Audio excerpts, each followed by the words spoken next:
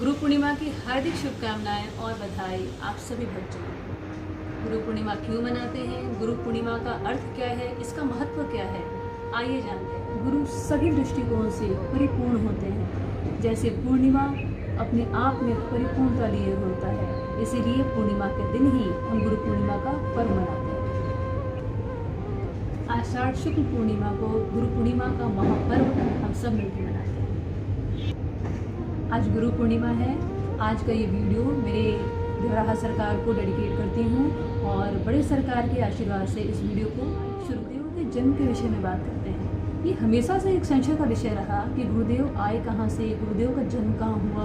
कुछ लोगों का मानना है कि गुरुदेव धरती पर 900 साल से हैं, कुछ का मानना है गुरुदेव 500 साल से हैं, तो कुछ कहते हैं कि उनका जीवन धरती पे 200 साल 250 साल तक ही रहा। बाबा कई वर्षों तक अज्ञात रूप में हिमालय पे वास उन्होंने किया और वहीं पर अपनी साधना में लीन रहे। वहीं से बाबा का प्रस्थान देवरिया के लिए हुआ, जो कि पूर्वी उत्तर प्रदेश का एक जिला है।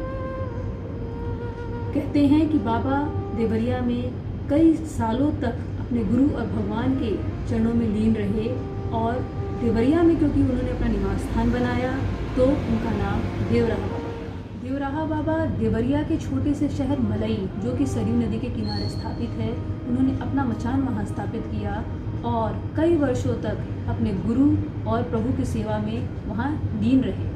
कहते हैं बाबा कई फुट की दूरी पर अपने मचान को स्थापित किया था और वहीं पर उनका निवास स्थान था। देवराहा बाबा के हृदय में सिर्फ और सिर्फ राम नाम का निवास था। बाबा जब तक धरती पर रहे राम नाम का जप करते रहे और लोगों को भी यही शिक्षा दी कि राम नाम का ही जप करते रहो। बाबा ने कहा कि मान के चलो कि आपका हृदय एक लकड़ी है और राम नाम का एक लकड़ी है।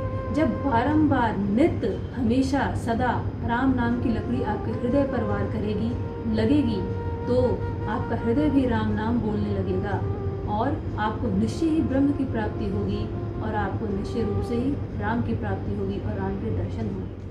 देवराहा बाबा का पूरा जीवन जन सेवा और गौ सेवा को समर्पित रहा और जब तक धरती पर रहे उन्होंने जन सेवा और गौ सेवा को ही प्राथमिकता दी। प्रयागराज में 1989 के महाकुंभ के मेले में बाबा ने विश्व हिंदू परिषद के मंच से अपने पावन संदेशों को हर व्यक्ति तक पहुंचाया। उनका कहना था कि बिना गौ सेवा के भारत देश की समृद्धि कभी संभव नहीं है। बाबा के व्यक्तित्व के बारे में बोला जाए तो बाबा बहुत ही सरल शांत एक सन्यासी थे।